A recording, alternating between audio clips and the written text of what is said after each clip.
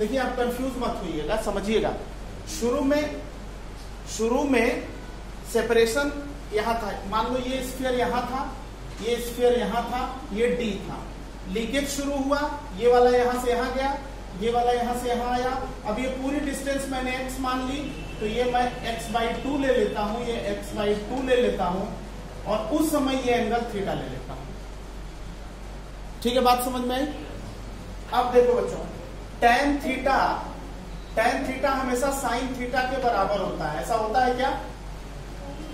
अगर angle small है, 11th में भी आप जान पढ़े होंगे कि if angle is small then tan theta equals to sin theta. ये मालूम है? tan theta equals to sin theta. इस राइट एंगल ट्रायंगल में बेटा मुझे sin थीटा की वैल्यू आप बताओ। ये x/2 है, ये l है, तो sin थीटा बताइए क्या होगा? x/2/l। कोई डाउट? बोलिए भाई, sin theta perpendicular upon hypotenuse x/2/l, यानी इसको मैं x/2l, यहां tan थीटा यहां से करता हूं, इसको मैं x/2l और ये वाली वैल्यू kq² mg x² लिख सकते हैं। पहले इतना नोट करो बच्चों, फिर आगे बता रहे हैं।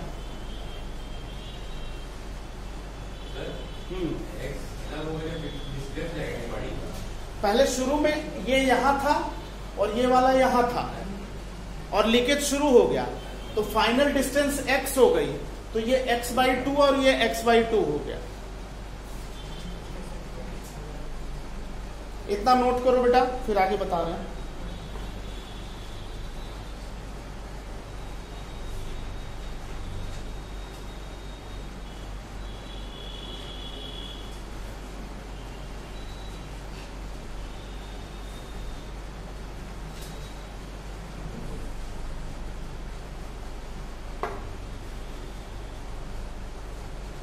डन बेटा, नोटेड।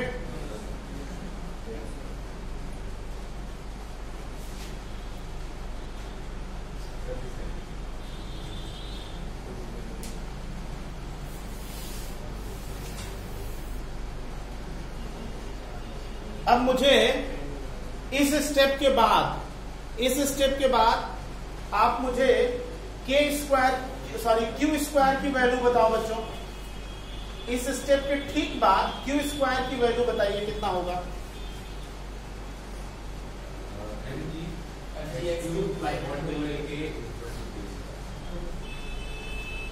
q² क्या बोल रहा हूं? x³ इंटू mg/2l स्मॉल के, यही ना भाई? इसको आप सॉल्व करके q² निकालोगे तो x³ mg/2l के आएगा। ठीक है ना बेटा? देखो, mass constant, g constant, length constant, electrostatic constant, this whole value is constant. Mass constant, g constant, length of string constant, electrostatic constant, this term is constant. Any doubt? So इसका मतलब ये हुआ कि q² प्रोपोर्शनल टू x⁴। ये constant है, constant हटाएंगे तो proportionality लगाएंगे ना। ऑप्शन जो दिए हुए हैं देखिए, प्रोपोर्शनलिटी में दिया हुआ है, प्रोपोर्शनलिटी लगाएंगे। अब एक बात बताओ बच्चों, अगर q² प्रोपोर्शनल टू x³ है, इससे मैं q निकालना चाहता हूं, तो q कितना होगा? q² प्रोपोर्शनल टू x³ है, q² प्रोपोर्शनल टू x³ है, मैं q चाहता हूं तो क्या लिखूंगा? वेरी गुड, x⁴/2, x⁴/2 लिख सकता हूं बच्चों।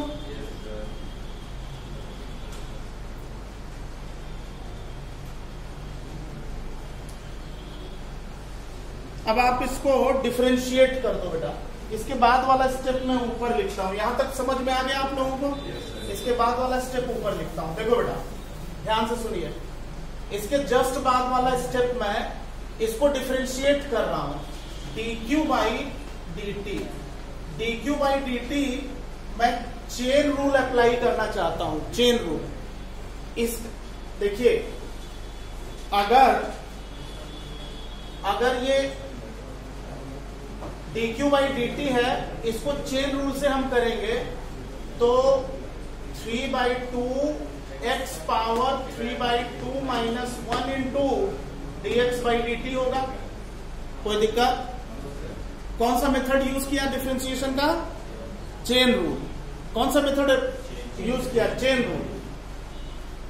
भाई इस फंक्शन का डिफरेंशिएशन t के रिस्पेक्ट में, क्योंकि क्वेश्चन में कह रहा है कि लीकेज जो हो रहा है चार्ज का, जो चार्ज का लीकेज हो रहा है वो कांस्टेंट रेट से हो रहा है, तो चार्ज q को हमें dq बाई dt के टर्म में लेना पड़ेगा।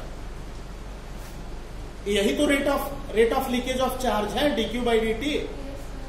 तो 3/2 x power 3/2 minus 1 dx by dt, chain rule लगा दिया।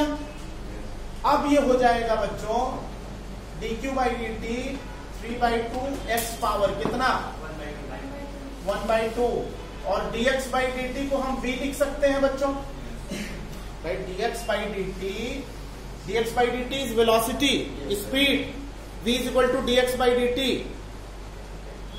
ये अगर dq बाई dt है, dq बाई dt है, अगर हम यहाँ कांस्टेंट, यहाँ पे मान लीजिए हम कांस्टेंट इसको हटाने के लिए एक कांस्टेंट लगा देते हैं c, समझना बच्चों। यहाँ प्रोपोर्शनैलिटी है, इसको हटाने के लिए प्रोपोर्शनैलिटी को हटाएंगे तो कांस्टेंट हम c लगाएंगे, तो 3/2 x power c x power 1/2 into v। तो v कितना हुआ बच्चों? v ये कांस्टेंट है, ऐसा दे रखा है क्वेश्चन में। दिया है क्या? रेट ऑफ लीकेज कांस्टेंट दिया गया क्वेश्चन में। रेट ऑफ लीकेज कांस्टेंट है, ये कांस्टेंट है, ये कांस्टेंट है, तो यहां से v inversely proportional to x power 1/2 ऐसा लिख सकते हैं क्या? तो कौन सा ऑप्शन है? अगर v inversely proportional to x power 1/2 है तो कौन सा ऑप्शन है? First option is x power minus 1/2।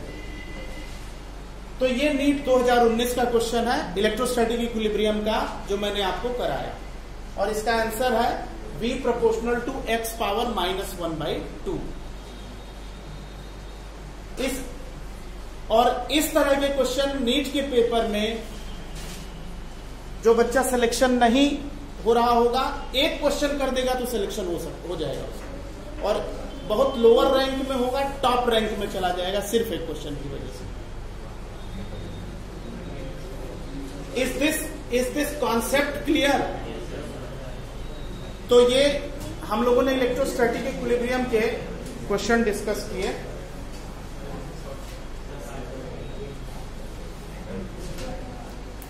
Clear बेटा? समझ गए? देखो ऐसा है कि अभी हमने जेई वाला जो क्वेश्चन किया था, कॉन्सेप्ट वही यूज किया है, थोड़ा सा ट्विस्ट कर दिया है इसमें, हल्का सा ट्विस्टिंग दे दी है। नीट का क्वेश्चन बेसिकली देखो ये क्वेश्चन जो है ना, बेसिकली IE इरोडोव की एक बुक आती है रशियन पब्लिकेशन की, जो जेई एडवांस में क्वेश्चन बनते हैं उससे, लेकिन नीट ने हिम्मत की इस क्वेश्चन को डालने की, क्वेश्चन को थोड़ा छोटा करके, क्योंकि वो चाहता है कि हमें कम से कम एक मतलब टॉप रैंक के बेस्ट डॉक्टर्स मिल जाए, तो एक क्वेश्चन ऐसे डाल दिया उसने।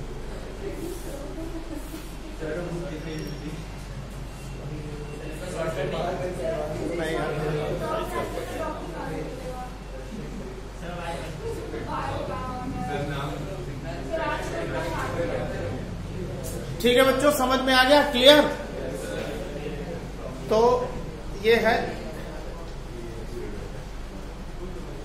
एक नीट का ही लास्ट क्वेश्चन आज के लिए। नेक्स्ट क्लास में मैं फील्ड स्टार्ट कर दूंगा। ये समझ में आ गया? एक नीट का PYQ और है, 2 जेई के किए, 2 नीट के कर लेते हैं। नहीं, हर चीज का शॉर्टकट नहीं, इसका कोई शॉर्टकट नहीं। समझ में आ गया नहीं है? तो इसको रिवाइज कर। देखो इस क्वेश्चन को नीट में डालने का पर्पज ये था कि बच्चे इस लेवल को महसूस करें और यहां तक पहुंचे। नीट में फिजिक्स का हर क्वेश्चन इतना डिफिकल्ट नहीं आता। मैक्सिमम क्वेश्चन तो ऐसे हैं कि शॉर्टकट फॉर्मूला लगाओ 10 सेकंड में आंसर आएगा, लेकिन ये इस क्वेश्चन को डालने का पर्पज है कि बच्चा थोड़ा पढ़े, तो उस चीज को लेकर के किया गया। और एक नीट का देता हूं क्वेश्चन, इसको करके लाइएगा। ये 2016 में पूछा गया इसी तरह क्वेश्चन, करके लाइएगा। लिखिए क्वेश्चन नीट का PYQ है, लिखो बेटा।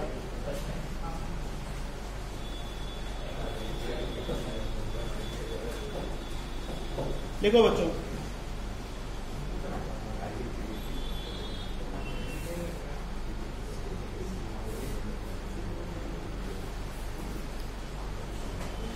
two pith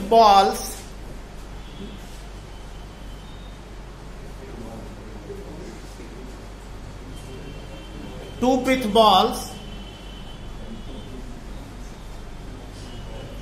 are suspended from common point. Two pith balls are suspended from common point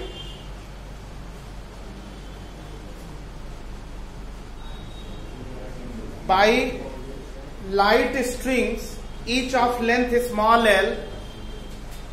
By light string, each of length small l.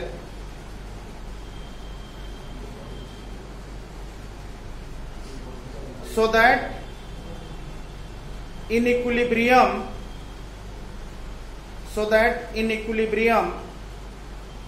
separation between them is small r. Separation between them is small r.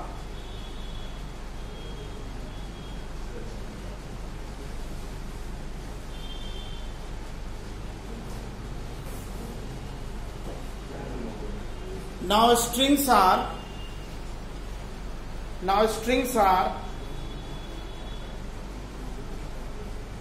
clamped at half the height. Now strings are clamped at half the height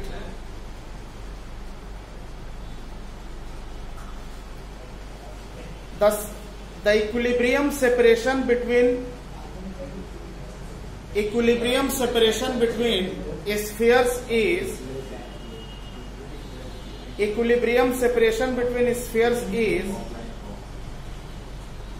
option है बच्चों। Equilibrium separation between spheres is, option है, पहला option है r/√2, दूसरा है r/√2 क्यूब√2, यहां 3 r/√2, तीसरा option है r/√3 और चौथा ऑप्शन है r/3। ये भी इसी कॉन्सेप्ट पे बेस्ड ये वाला भी नीट का क्वेश्चन पूछा है। PYQ वाली बुक होगी, देखना तुम लोग। अब ठीक है ना, ये आपको करके लाइएगा, नेक्स्ट क्लास में डिस्कस करेंगे बच्चों, ठीक है। नेक्स्ट क्लास में हम लोग शुरू करेंगे इलेक्ट्रिक फील्ड और इलेक्ट्रिक इंटेंसिटी, ठीक है, और उसको नेक्स्ट क्लास में डिस्कस करेंगे। इसको आप करके आइएगा।